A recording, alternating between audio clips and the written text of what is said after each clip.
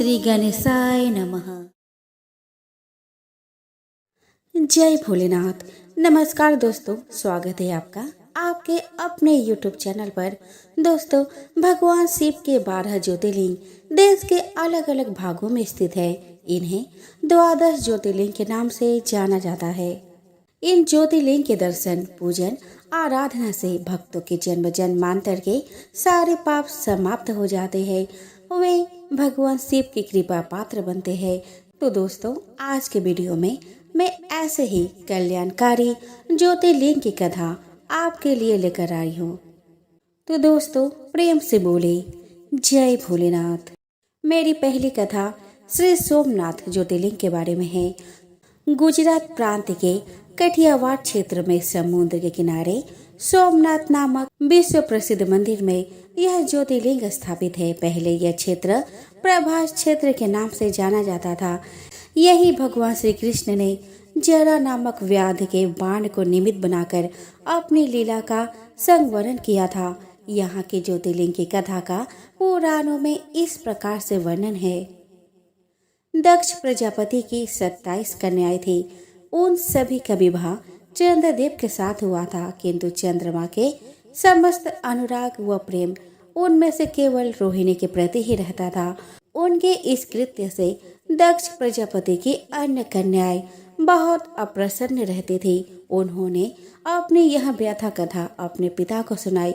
दक्ष प्रजापति ने इसके लिए चंद्रदेव को अनेक प्रकार से समझाया, किंतु रोहिणी के वशीभूत उनके हृदय पर इसका कोई प्रभाव नहीं पड़ा। अंततः दक्ष ने क्रुद्ध होकर उन्हें क्षयग्रस्त हो जाने का श्राप दे दिया। इस श्राप के कारण चंद्रदेव तत्काल क्षयग्रस्त हो गए। उनके क्षयग्रस्त होते ही पृथ्वी पर सुधा शीतलता वर्षण का उनका सारा कार्य रुक गया। चारों ओर त्राही त्राही मच गई। चंद्रमा भी बहुत दुखी और चिंतित थे। उनकी प्रार्थना सुनकर इंद्र आदि देवता और वशिष्ठ आदि ऋषिगण उनके उद्धार के लिए पितामह ब्रह्मा जी के पास गए। सारी बातों को सुनकर ब्रह्मा जी ने कहा कि चंद्रमा अपने श्राप विमोचन के लिए अन्य देवों के साथ पवित्र प्रभास क्षेत्र में जाकर मृत्युंजय भगवान शिव की आराधना करे। उनकी कृपा से अवश्य ही इनका श्राप नष्ट हो जाएगा और वे रोग मुक्त हो जाएंगे।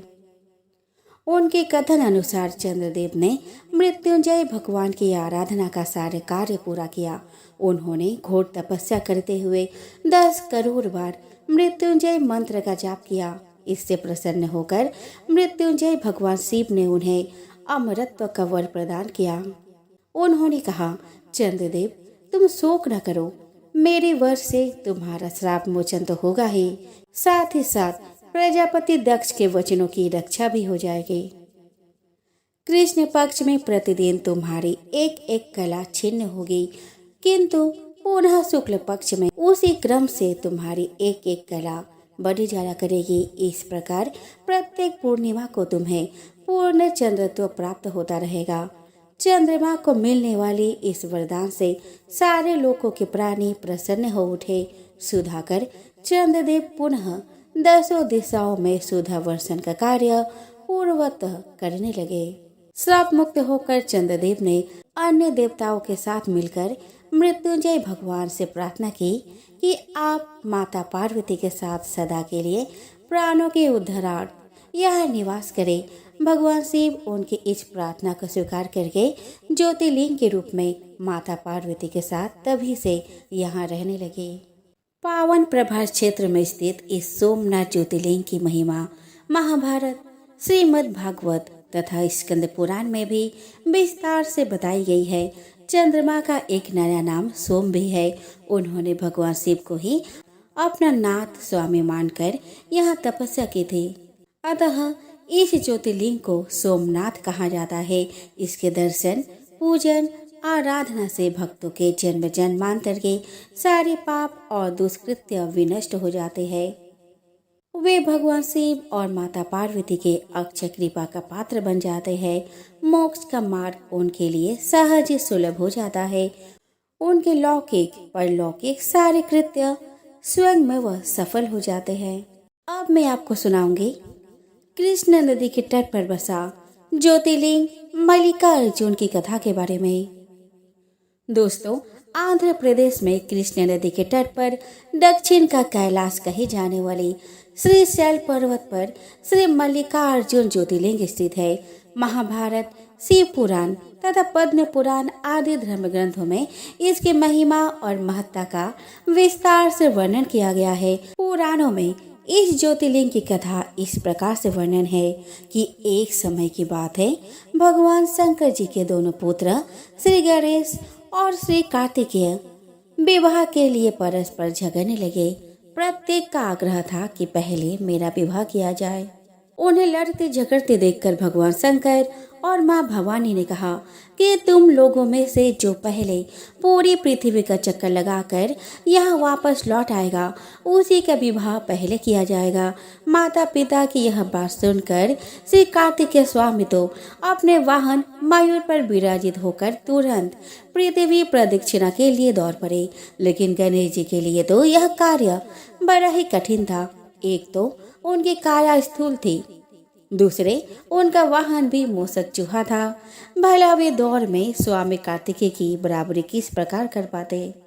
लेकिन उनकी काया जितनी स्थूल थी, बुद्धि उसी के अनुपात में सूक्ष्म और तीक्ष्ण थी। उन्होंने अविलंब पृथ्वी की परिक्रमा का एक सुगम उपाय खोज निकाला।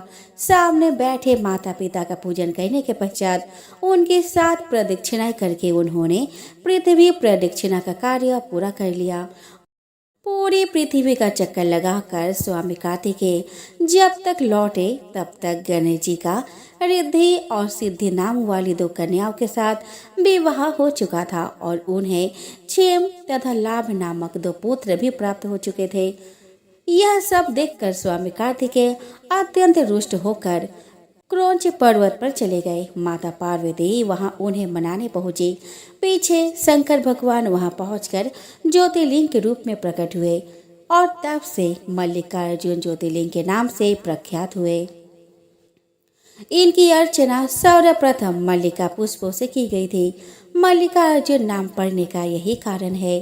एक दूसरी कथा यह भी कही जाती है कि इस शैल पर्वत के निकट किसी समय राजा चंद्रगुप्त की राजधानी थी। किसी विपत्ति विशेष के निवारणार्थ उनकी एक कन्या महल से निकलकर इस पर्वतराज के आश्रम में आकर यहाँ के गोपों के साथ रहने लगी। इस कन्या के पास एक बड़ी ही शुभ लक्षणा सुंदर श्यामा गौ थी। उस गौ का दूध रात में कोई चोरी से दुह ले जाता था। एक दिन संयोगवश उस राजकन्या ने चोर को दूध दुहते देख लिया और क्रोध होकर उस चोर की ओर दौड़ी। किंतु गौ के पास पहुंचकर उसने देखा कि वहां शिवलिंग के अतिरिक्त और कुछ नहीं है। राजकुमारी ने कुछ समय पश्चात उस शिवलिंग पर एक विशाल मंदिर का निर्माण कराया। यही शिवलिंग मल्लिकार्जुन के नाम से प्रसिद्ध है। शिवरात्रि के पर्व पर यहाँ बहुत बड़ा मेला लगता है। इस मल्लिकार्जुन शिवलिंग का दर्शन, पूजन एवं अर्चन करने वाले भक्तों की सभी सात्विक मनोकामनाएं पूर्ण हो जाती है। उनकी भगवान शिव के चरणों में स्थिर प्रीति हो जाती है। दैहिक, दैविक, भौतिक सभी प्रकार की बाधाएं से वे मुक्त हो जाते हैं। चलिए दोस्तों, आप श्रवण करते हैं उज्जैन में स्थित महाकालेश्वर ज्योतिर्लिंग के बारे में। दोस्तों, यह परम पवित्र ज्योतिर्लिंग मध्य प्रदेश के उज्जैन नगर में है। पुण्य सलीला शिप्रा नदी के तट पर स्थित उज्जैन प्राचीन काल में उज्जैनी के नाम से विख्यात था। इसे अवंतिकापुरी भी कहते हैं। यह भारत की परम पवित्र सप्तपुरियों में से एक है। महाभारत, शिव पुराण एवं स्कंद पुराण में महाकाल ज्योतिर्लिंग की महिमा का पूरे विस्तार के साथ वर्णन किया गया है।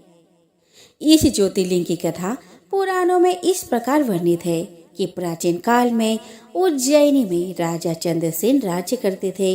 वह परम शिव भक्त थे। एक दिन श्रीकर नामक एक 5 वर्ष का गोप बालक अपने माँ के साथ उधर से गुजर रहा था। राजा का शिव पूजन देख उसे बहुत विस्मय और कौतूहल हुआ। वह स्वयं उसी प्रकार की सामग्रियों से शिव पूजन करने के लिए ललायत हो उठा। सामग्री का साधन न जुट पाने पर लौटते समय उसने रास्ते से एक पत्थर का टुकड़ा उठा लिया।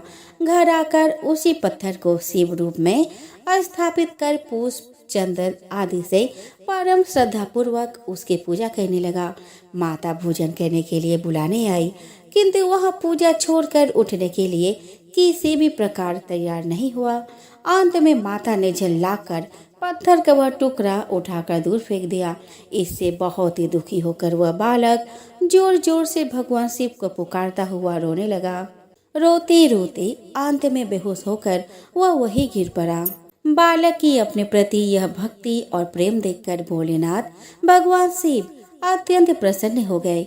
बालक ने जैसे ही होश में आकर अपने नेत्र खोले तो उसने देखा कि उसके सामने एक बहुत ही भव्य और अति विशाल स्वर्ण और रत्नों से बना हुआ मंदिर खड़ा है। उस मंदिर के अंदर एक बहुत ही प्रकाशपूर्ण भास्वर तेजस्वी ज्योतिर्लिंग खड़ा है।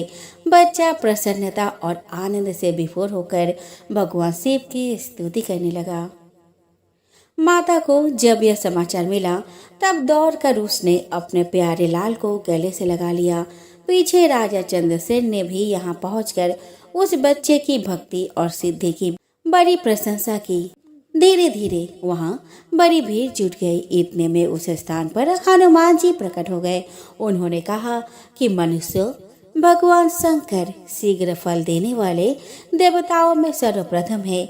इस बालक की भक्ति से प्रसन्न होकर उन्होंने ऐसा फल प्रदान किया है जो बड़े बड़े ऋषि मुनि करोड़ों जन्म की तपस्या से भी प्राप्त नहीं कर पाते। इस गोप बालक की 8वीं पीढ़ी में धर्मात्मा नंदगोप का जन्म होगा। द्वापर युग में भगवान विष्णु कृष्ण अवतार लेकर उनके वहां तरह तरह की लीलाएं करेंगे। हनुमान जी इतना कहकर अंतर्ध्यान हो गए। इस स्थान पर नियम से भगवान शिव की आराधना करते हुए अंत में श्रीकर गोप और राजा चंद्रसेन शिवधाम को चले गए। इस ज्योतिर्लिंग के विषय में एक दूसरी कथा इस प्रकार कही जाती है कि किसी समय अवंतिकापुरी में वेद पाठी तपोनिष्ठ एक अत्यंत तेजस्वी ब्राह्मण रहते थे।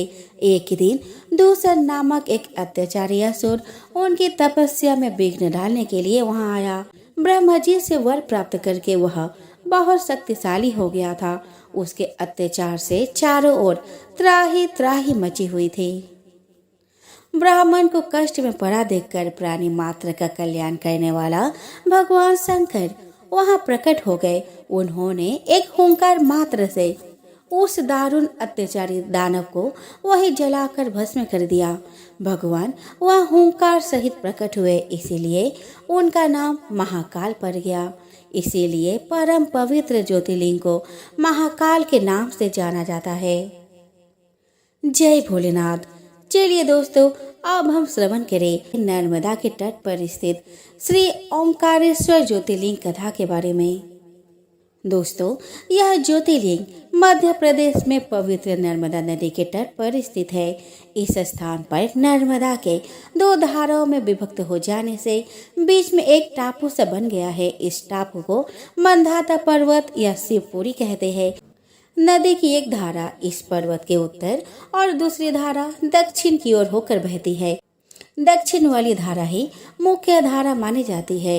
इसी मंधाता पर्वत पर श्री ओंकारेश्वर ज्योतिर्लिंग का मंदिर स्थित है। पूर्व काल में महाराज मंधाता ने इसी पर्वत पर अपनी तपस्या से भगवान शिव को प्रसन्न किया था। इसी से इस पर्वत को मंधाता पर्वत कहा जाने लगा।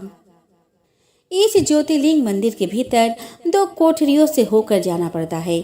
भीतर अंधेरा रहने के कारण यहाँ निरंतर प्रकाश जलता रहता है। ओंकारेश्वर लिंग मनुष्य निर्मित नहीं है, स्वयं प्रकृति ने इसका निर्माण किया है। इसके चारों ओर हमेशा जल भरा रहता है। संपूर्ण मंधाता पर्वत ही भगवान शिव का रूप माना जाता है। इसी कारण इसे शिवपुरी भी कहते हैं। लोग भक्ति पूर्वक इसकी परिक्रमा करते हैं। कार्तिकीय पूर्णिमा के दिन यहाँ बहुत भारी मेला लगता है।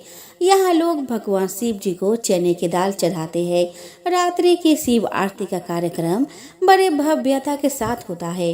तीर्थ यात्रियों को इसके दर्शन अवश्य करने चाहिए। इस ओंकारेश्वर ज्योतिर्लिंग के दो स्वरूप है। एक को ममलेश्वर के नाम से जाना जाता है। यह नर्मदा के दक्षिण तट पर ओंकारेश्वर से थोड़ी दूर हटकर है। पृथक होते हुए भी दोनों की गणना एक ही में की जाती है। लिंग के दो स्वरूप होने की कथा पुराणों में इस प्रकार दी गई है कि एक बार विंध्या पर्वत ने पार्थिव अर्चना के साथ भगवान शिव की 6 मास तक कठिन तपस्या की।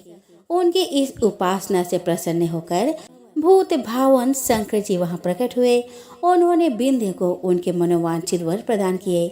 विंध्याचल के इस वर प्राप्ति के अवसर पर वहां बहुत से ऋषिगण और मुनि भी पधारे। उनकी प्रार्थना पर शिव जी ने अपने ओंकारेश्वर नामक लिंग के 2 भाग किए।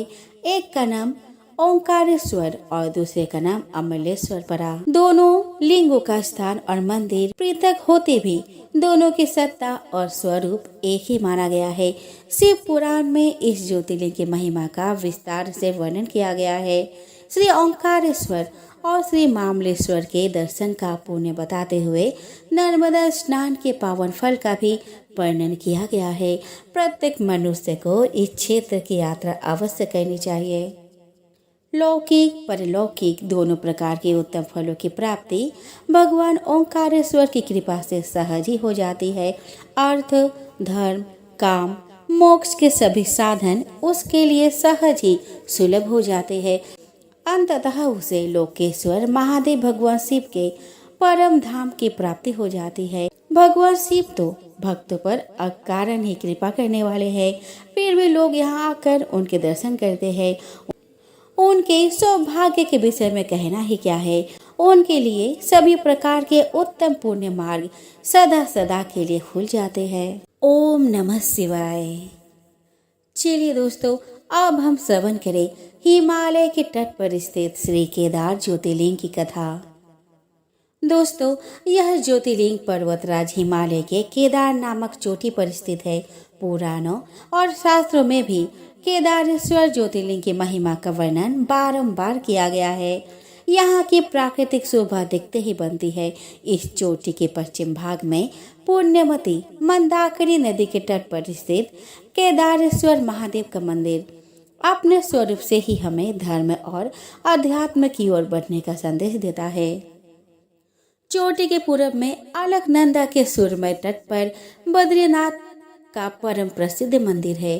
अलकनंदा और मंदाकिनी ये दोनों नदियां नीचे रुद्रप्रयाग में आकर मिल जाती है। दोनों नदियों की यह संयुक्त धारा और नीचे देवप्रयाग में आकर भागीरथी गंगा से मिल जाती है। इस प्रकार परम पावन गंगा जी में स्नान करने वालों को भी श्री केदारेश्वर बद्रीनाथ के चरणों को धोने वाले जल का स्पर्श सुलभ हो जाता है। इस अति पवित्र पुण्य फलदायी ज्योतिर्लिंग की स्थापना के विषय में पुराणों में यह कथा वर्णित है।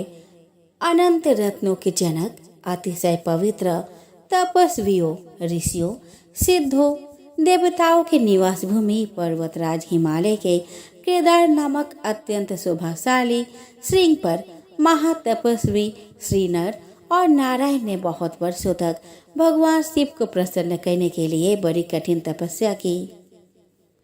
कई हजार वर्षों तक वे निराहार रहकर एक पेड़ पर खड़े होकर शिव नाम का जाप करते रहे। इस तपस्या से सारे लोगों में उनकी चर्चा होने लगी। देवता, ऋषि मुनि, यक्ष, गंधर्व सभी उनकी साधना और संयम की प्रशंसा करने लगे। चराचर के पितामह ब्रह्मा जी और सबका पालन पोषण करने वाले भगवान विष्णु भी महातपस्वी नर और नारायण के तप की भूरी भूरी प्रशंसा करने लगे। अंत में भगवान शंकर जी भी उनकी उस कठिन साधना से प्रसन्न हो उठे। उन्होंने प्रत्यक्ष प्रकट होकर उन दोनों ऋषियों को दर्शन दिए।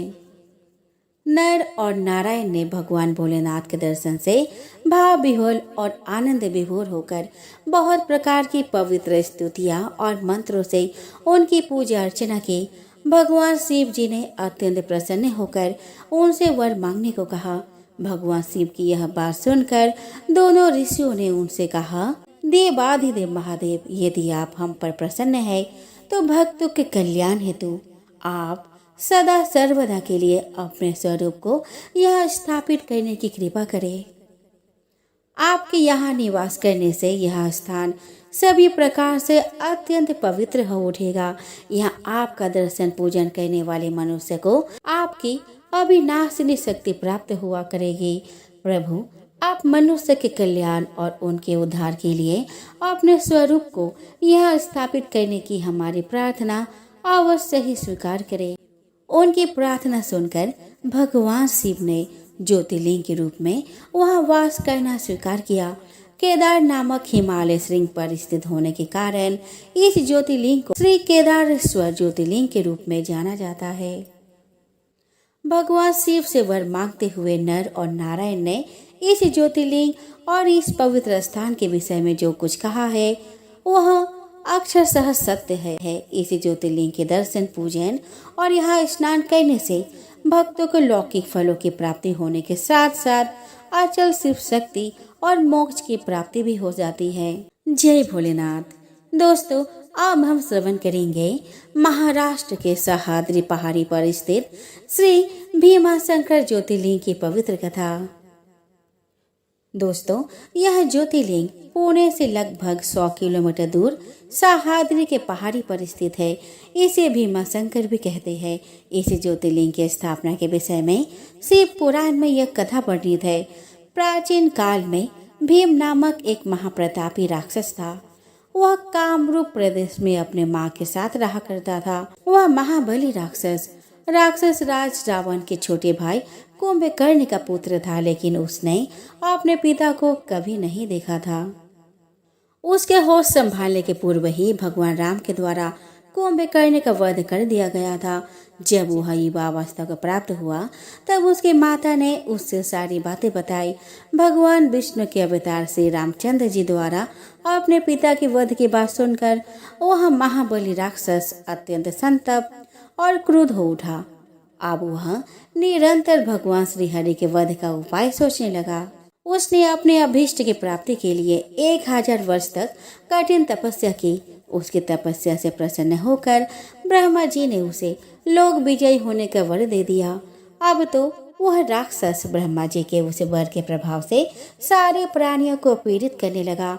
उसने देवलोक पर आक्रमण करके इंद्र आदि सारे देवताओं को वहां से बाहर निकाल दिया। पूरे देवलोक पर अब भीम का अधिकार हो गया। इसके बाद उसने भगवान श्री हरि को भी युद्ध में परास्त किया। श्री हरि को पराजित करने के पश्चात उसने कामरूप के परम से भक्त राजा सुदक्षिण पर आक्रमण करके उन्हें मंत्रियों अनुचरों सहित बंदी बना लिया। इस प्रकार धीरे धीरे उसने सारे लोकों पर अपना अधिकार जमा लिया। उसके अत्याचार से वेदों, पुराणों, शास्त्रों और स्मृतियों का सर्वत्र एकदम लोप हो गया। वह किसी को कोई भी धार्मिक कृत्य नहीं करने देता था। इस प्रकार यज्ञ, दान, तप, स्वाध्याय आदि के सारे काम एकदम रुक गए। भीम के अत्याचार की भीषणता से घबराकर ऋषि मुनि और देवतागण भगवान शिव के शरण में गए और उनसे अपना तथा अन्य सारे प्राणियों का दुख कहा। उनकी यह प्रार्थना सुनकर भगवान शिव ने कहा कि मैं शीघ्र ही उस अत्याचारी राक्षस का संहार करूंगा। उसने मेरे प्रिय भक्त कामरूप नरेश सुदक्षिण को भी सेवकों सहित बंदी बना लिया है। वह अत्याचारी असुर अब और अधिक जीवित रहने का अधिकारी नहीं रह गया। भगवान शिव से यह आश्वासन पाकर ऋषि मुनि और देवगण अपने अपने स्थान को वापस लौट गए। इधर राक्षस भीम के बंदीगृह में पड़े हुए राजा सुदक्षिण ने भगवान शिव का ध्यान किया। वे अपने सामने पार्थिव शिवलिंग रखकर अर्चना कर रहे थे। उन्हें ऐसा करते देख क्रोधोन्मत्त होकर राक्षस भीम ने अपने तलवार से उस पार्थिव शिवलिंग पर प्रहार किया, किंतु उसके तलवार का स्पर्श उस लिंग पर हो ही नहीं पाया कि उसके भीतर से साक्षात शंकर जी वहां प्रकट हो गए। उन्होंने अपने हुंकार मात्र से उस राक्षस को वही जलाकर भस्म कर दिया। भगवान शिव का यह अद्भुत कृत्य देख सारे ऋषि मुनि और देवगण वहां एक होकर उनकी स्तुति करने लगे। उन लोगों ने भगवान शिव से प्रार्थना की कि महादेव अब लोक कल्याण के लिए अब सदा के लिए यहाँ निवास करें। यह क्षेत्र शास्त्रों में अपवित्र बताया गया है। आपके निवास से यह परम पवित्र पुण्य क्षेत्र बन जाएगा। भगवान शिव ने सबकी यह प्रार्थना स्वीकार कर ली और वहाँ वह ज्योतिर्लिंग के रूप में सदा के लिए निवास करने लगे। उनका यह ज्योतिर्लिंग भीमेश्वर के नाम से विख्यात हुआ। शिव पुराण में यह कथा पूरे विस्तार से दी गई है। इस ज्योतिर्लिंग की महिमा अमोघ है। इसके दर्शन का फल कभी व्यर्थ नहीं जाता। भक्तों की सभी मनोकामनाएं यहाँ आकर पूर्ण हो जाती है। जय भोलेनाथ। चलिए दोस्तों, अब हम श्रवण करें काशी में स्थित श्री विश्वनाथ ज्योतिर्लिंग की पौराणिक कथा। दोस्तों, यह ज्योतिर्लिंग उत्तर भारत की प्रसिद्ध नगरी काशी में स्थित है। इस नगरी का प्रलय काल में भी लोप नहीं होता। उस समय भगवान अपनी वासभूमि पर इस पवित्र नगरी को अपने त्रिशूल पर धारण कर लेते हैं और सृष्टि काल आने पर पुनः यथास्थान रख देते हैं। सृष्टि की आदि स्थली भी इसी नगरी को बताया गया है। भगवान विष्णु ने इसी स्थान पर सृष्टि कामना से तपस्या करके भगवान शंकर जी को प्रसन्न किया था। अगस्त्य मुनि भी इसी स्थान पर अपनी तपस्या द्वारा भगवान शिव को संतुष्ट किया था। इस पवित्र नगरी की महिमा ऐसी है, यहाँ जो भी प्राणी अपने प्राण त्याग करता है उसे मोक्ष की प्राप्ति होती है। भगवान शंकर उनके कान में तारक मंत्र का उपदेश करते हैं। इस मंत्र के प्रभाव से पापी से पापी प्राणी भी भव सागर की बाधाओं से पार हो जाते हैं। दोस्तों, इस परम पवित्र नगरी के उत्तर की तरफ ओंकार खंड, दक्षिण में केदार खंड और बीच में विश्वेश्वर खंड है। प्रसिद्ध विश्वनाथ ज्योतिर्लिंग इस खंड में स्थित है। पुराणों में इस ज्योतिर्लिंग के संबंध में यह कथा दी गई है। भगवान शंकर पार्वती जी से विवाह करके कैलाश पर्वत पर रह रहे थे, लेकिन वहाँ पिता के घर में भी विवाहित जीवन बिताना पार्वती जी को अच्छा न लगता था। एक दिन उन्होंने भगवान शिव से कहा कि आप मुझे अपने घर ले चलिए, यहाँ रहना मुझे अच्छा नहीं लगता। सारी लड़कियाँ शादी के बाद अपने पति के घर जाती है, मुझे पिता के घर में ही रहना पड़ रहा है। भगवान शिव ने उनकी यह बात स्वीकार कर ली। माता पार्वती जी को साथ लेकर अपने पवित्र नगरी काशी में आ गए। यहाँ आकर वे विश्वनाथ ज्योतिर्लिंग के रूप में स्थापित हो गए। इस ज्योतिर्लिंग के दर्शन पूजन द्वारा मनुष्य समस्त पापों तापों से छुटकारा पा जाता है। प्रतिदिन नियम से श्री विश्वनाथ के दर्शन करने वाले भक्तों के योगक्षेम का समस्त भार भगवान शंकर अपने ऊपर ले लेते हैं। ऐसा भक्त उनके परम धाम का अधिकारी बन जाता है। भगवान शिव जी की कृपा उस पर सदैव बनी रहती है। ओम नमः शिवाय। चलिए दोस्तों, अब हम श्रवण करें नासिक में स्थित श्री त्र्यंबकेश्वर ज्योतिर्लिंग की पौराणिक कथा। दोस्तों, यह ज्योतिर्लिंग महाराष्ट्र प्रांत में नासिक से 30 किलोमीटर दूर पश्चिम में स्थित है। इस ज्योतिर्लिंग की स्थापना के विषय में शिव पुराण में यह कथा वर्णित है कि एक बार महर्षि गौतम के तपोवन में रहने वाले ब्राह्मणों की पत्नियां किसी बात पर उनकी पत्नी अहिल्या से नाराज हो गई। उन्होंने अपने पतियों को ऋषि गौतम का अपकार करने के लिए प्रेरित किया। उन ब्राह्मणों ने इसके निमित्त भगवान श्री गणेश जी की आराधना की। उनकी आराधना से प्रसन्न होकर गणेश जी ने प्रकट होकर उनसे वर मांगने को कहा। उन ब्राह्मणों ने कहा कि प्रभु, यदि आप हम पर प्रसन्न है तो किसी प्रकार ऋषि गौतम को इस आश्रम से बाहर निकाल दे। उनकी यह बात सुनकर गणेश जी ने उन्हें ऐसा वर मांगने के लिए समझाया, किंतु वे अपने आग्रह पर अटल रहे। अंततः गणेश जी को विवश होकर उनकी बात माननी पड़ी। अपने भक्तों का मन रखने के लिए वे एक दुर्बल गाय का रूप धारण करके ऋषि गौतम के खेत में जाकर रहने लगे। गाय को फसल चरते देखकर ऋषि बड़ी नरमी के साथ हाथ में तृण लेकर उसे हाँकने के लिए लपके। उन तृणों का स्पर्श होते ही वह गाय वहीं मरकर गिर पड़ी। अब तो बड़ा हाहाकार मचा। सारे ब्राह्मण एकत्र हो गो हत्यारा कहकर ऋषि गौतम की भर्त्सना करने लगे। ऋषि गौतम इस घटना से बहुत आश्चर्यचकित और दुखी हुए।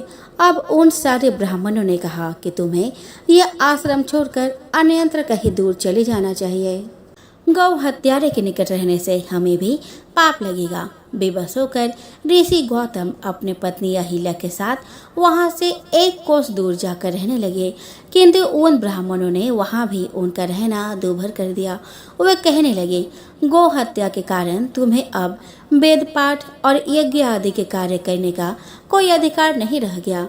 अत्यंत अनुनय भाव से ऋषि गौतम ने उन ब्राह्मणों से प्रार्थना की कि आप लोग मेरे प्रायश्चित और उद्धार का कोई उपाय बताएं। तब उन्होंने कहा, गौतम, तुम अपने पाप को सर्वत्र सबको बताते हुए 3 बार पूरी पृथ्वी का परिक्रमा करो, फिर लौटकर यहाँ 1 महीने तक व्रत करो। इसके बाद ब्रह्मगिरि की 101 परिक्रमा करने के बाद तुम्हारी शुद्धि होगी। अथवा यह गंगा जी को लाकर उनके जल से स्नान करके 1 करोड़ पार्थिव शिवलिंग से शिव जी की आराधना करो। इसके बाद पुनः गंगा जी में स्नान करके इस ब्रह्मगिरि की 11 बार परिक्रमा करो। फिर 100 घरों की पवित्र जल से पार्थिव शिवलिंगों को स्नान कराने से तुम्हारा उद्धार होगा। ब्राह्मणों के कथन अनुसार महर्षि गौतम वे सारे कार्य पूरे करके पत्नी के साथ पूर्णतः तल्लीन होकर भगवान शिव की आराधना करने लगे। इससे प्रसन्न हो भगवान शिव ने प्रकट होकर उनसे वर मांगने को कहा। महर्षि गौतम ने उनसे कहा कि भगवान, मैं यही चाहता हूँ कि आप मुझे गौ हत्या के पाप से मुक्त कर दे। भगवान शिव ने कहा कि गौतम, तुम सर्वथा निष्पाप हो। गौ हत्या का अपराध तुम पर छलपूर्वक लगाया गया था। छलपूर्वक ऐसा करवाने वाले तुम्हारे आश्रम के ब्राह्मणों को मैं दंड देना चाहता हूँ। इस पर महर्षि गौतम ने कहा कि प्रभु, उन्हीं के निमित्त से तो मुझे आपका दर्शन प्राप्त हुआ है। अब उन्हें मेरा परम हित समझकर उन पर आप क्रोध न करें। बहुत से ऋषियों, मुनियों और देवगणों ने वहाँ एकत्र हो गौतम की बात का अनुवादन करते हुए भगवान शिव से सदा वहाँ निवास करने की प्रार्थना की। वे उनकी बात मानकर वहाँ त्र्यंबक ज्योतिर्लिंग के नाम से स्थित हो गए। गौतम जी द्वारा लाई गई गंगा जी भी वहाँ पास में गोदावरी नाम से प्रभावित होने लगी। यह ज्योतिर्लिंग समस्त पुण्य को प्रदान करने वाला है।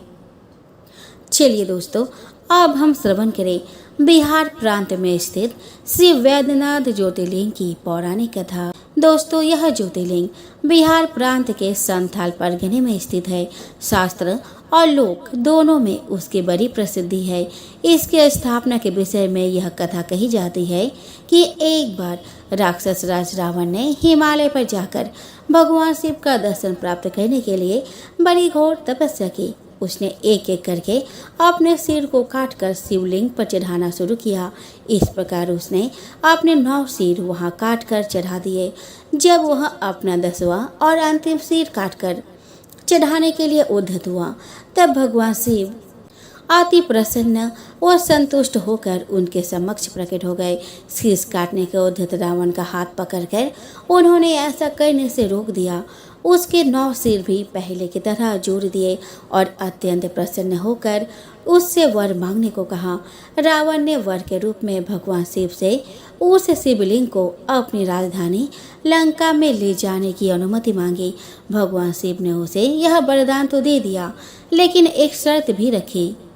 उन्होंने कहा, तुम शिवलिंग ले जा सकते हो, किंतु यदि रास्ते में इसे कहीं रख दोगे तो यह वही अचल हो जाएगा, तुम फिर इसे उठा न सकोगे।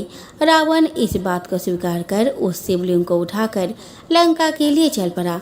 चलते चलते एक जगह मार्ग में उसे लघु शंका करने की आवश्यकता महसूस हुई। वह उस शिवलिंग को एक अहीर के हाथ में थमाकर लघु शंका की निवृत्ति के लिए चल पड़ा। उस अहीर को शिवलिंग का भार बहुत अधिक लगा और वह उसे संभाल न सका। विवश होकर उसने शिवलिंग को वही भूमि पर रख दिया। रावण जब लौट कर आया तब तो बहुत प्रयत्न करने के बाद भी उस शिवलिंग को किसी प्रकार भी उठा न सका। अंत में थक कर उस पवित्र शिवलिंग पर अपने अंगूठे का निशान बनाकर उसे वही छोड़कर लंका को लौट गया। तत्पश्चात ब्रह्मा, विष्णु और देवताओं ने वहां आकर उस शिवलिंग का पूजा किया। इस प्रकार वहां उसकी प्रतिष्ठा कर वे लोग अपने अपने धाम को लौट गए। यही ज्योतिर्लिंग श्री वैद्यनाथ के नाम से जाना जाता है। दोस्तों, यह श्री वैद्यनाथ ज्योतिर्लिंग अनंत फलों को देने वाला है। यह 11 अंगुल ऊंचा है। इसके ऊपर अंगूठे के आकार का गड्ढा है। कहा जाता है कि यह वही निशान है जिसे रावण ने अपने अंगूठे से बनाया था। यहाँ दूर दूर से तीर्थों का जल लाकर चढ़ाने का विधान है। रोग मुक्ति के लिए भी इस ज्योतिर्लिंग की महिमा बहुत प्रसिद्ध है। पुराणों में बताया गया है कि जो मनुष्य इस ज्योतिर्लिंग का दर्शन करता है उसे अपने समस्त पापों से छुटकारा मिल जाता है। उस पर भगवान शिव की कृपा सदा बनी रहती है। दैहिक, दैविक, भौतिक कष्ट उसके पास भूल कर भी नहीं आते। भगवान शंकर की कृपा से वह सारी बाधाओं, समस्त रोगों शोकों से छुटकारा पा जाता है। उसे परम शांतिदायक शिव धाम की प्राप्ति होती है। चलिए दोस्तों, अब जानें गुजरात में स्थित श्री नागेश्वर ज्योतिर्लिंग की पौराणिक कथा के बारे में। दोस्तों, भगवान शिव का यह प्रसिद्ध ज्योतिर्लिंग गुजरात प्रांत में द्वारिकापुरी से लगभग 17 मील की दूरी पर स्थित है। इस पवित्र ज्योतिर्लिंग के दर्शन की शास्त्रों में बड़ी महिमा बताई गई है। कहा गया है कि जो श्रद्धापूर्वक इसकी उत्पत्ति और महात्म्य की कथा सुनेगा वो सारे पापों से छुटकारा पाकर समस्त सुखों का भोग करता हुआ अंत में भगवान शिव के परम पवित्र दिव्य धाम को प्राप्त होगा। दोस्तों, इस ज्योतिर्लिंग के संबंध में पुराणों में यह कथा वर्णित है। सुप्रिय नामक एक बड़ा धर्मात्मा और सदाचारी वैश्य था। वह भगवान शिव का अनन्य भक्त था। वो निरंतर उनकी आराधना, पूजन और ध्यान में तल्लीन रहता था। अपने सारे कार्य वह भगवान शिव को अर्पित करके करता था। मन, वचन, कर्म से पूर्णतः शिव अर्चना में ही तल्लीन रहता था। उसकी इस शिव भक्ति से दारुक नामक एक राक्षस बहुत क्रोध रहता था। उसे भगवान शिव की यह पूजा किसी प्रकार भी अच्छी नहीं लगती थी। वह निरंतर इस बात का प्रयत्न किया करता था कि उस सुप्रिया की पूजा अर्चना में विघ्न पहुँचे। एक बार सुप्रिया नौका पर सवार होकर कहीं जा रहा था। उस दुष्ट राक्षस दारुक ने यह उपयुक्त अवसर देखकर नौका पर आक्रमण कर दिया। उसने नौका में सवार सभी यात्रियों को पकड़कर अपनी राजधानी में ले जाकर कैद कर दिया। सुप्रिया कारागार में भी अपने नित्य नियम के अनुसार भगवान शिव की पूजा आराधना करने लगा।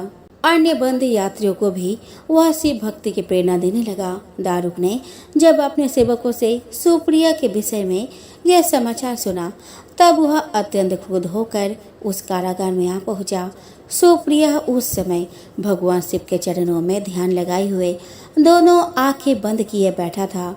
उस राक्षस ने उसकी यह मुद्रा देखकर अत्यंत भीषण स्वर में उसे डांटते हुए कहा कि यदि दुष्ट वेश्या, तो आंखें बंद कर इस समय यह कौन से उपद्रव और षड्यंत्र करने की बातें सोच रहा है। उसके यह कहने पर भी धर्मात्मा से भक्त सुप्रिया की समाधि भंग नहीं हुई। अब तो वह दारुक राक्षस क्रोध में एकदम पागल हो उठा। उसने तत्काल अपने अनुचरों को सुप्रिया तथा अन्य सभी बंदियों को मार डालने का आदेश दे दिया। सुप्रिया उसके इस आदेश से जरा भी विचलित और भयभीत नहीं हुआ। वो एकाग्र मन से अपनी और अन्य बंदियों की मुक्ति के लिए भगवान शिव से प्रार्थना करने लगा। उसे यह पूर्ण विश्वास था कि मेरे आराध्य भगवान शिव जी इस विपत्ति से मुझे अवश्य ही छुटकारा दिलाएंगे। उसकी प्रार्थना सुनकर भगवान शंकर जी तत्क्षण उस कारागार में एक ऊंचे स्थान पर एक चमकते हुए सिंहासन पर स्थित होकर ज्योतिर्लिंग के रूप में प्रकट हो गए। उन्होंने इस प्रकार सुप्रिया को दर्शन देकर उसे अपना पशुपत अस्त्र भी प्रदान किया। इस अस्त्र से राक्षस दारुक तथा उसके सहायक का वध करके सुप्रिया शिव धाम को चला गया। भगवान शिव के आदेश अनुसार ही इस ज्योतिर्लिंग का नाम नागेश्वर पड़ा। चलिए दोस्तों, अब हम श्रवण करें प्रभु श्री रामचंद्र द्वारा स्थापित श्री रामेश्वर ज्योतिर्लिंग की पौराणिक कथा। दोस्तों, इस ज्योतिर्लिंग की स्थापना मर्यादा पुरुषोत्तम भगवान श्री रामचंद्र ने की थी। स्कंद पुराण में इसकी महिमा विस्तार से वर्णित है।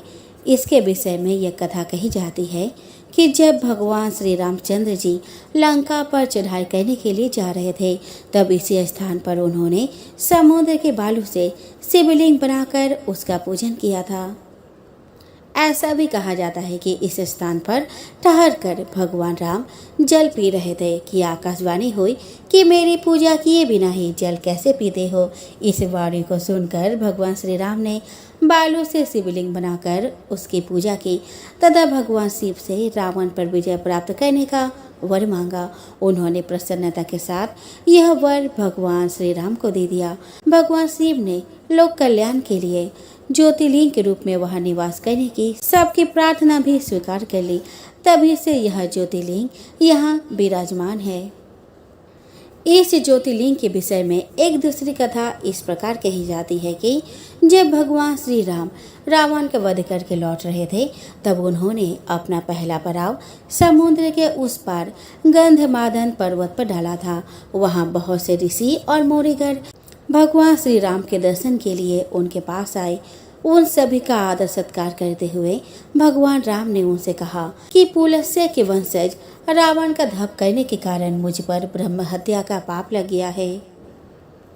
आप लोग मुझे इस निवृत्ति का कोई उपाय बताइए। यह बात सुनकर वहां उपस्थित सारे ऋषियों मुनियों ने एक स्वर से कहा कि आप यहाँ शिवलिंग की स्थापना कीजिए, इससे आप ब्रह्म हत्या के पाप से छुटकारा पा जाएंगे।